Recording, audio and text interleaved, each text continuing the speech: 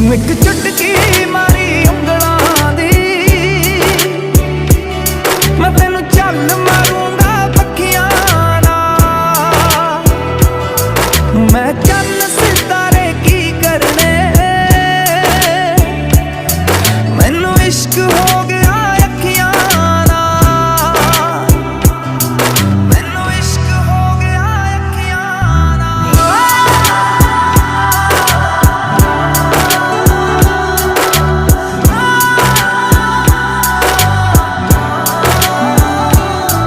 ਇੱਕ ਤਾਰ ਖੜਕਦੀ ਰਹਿੰਦੀ ਐ, ਮੈਂ ਸ਼ਾਮ ਸਵੇਰੇ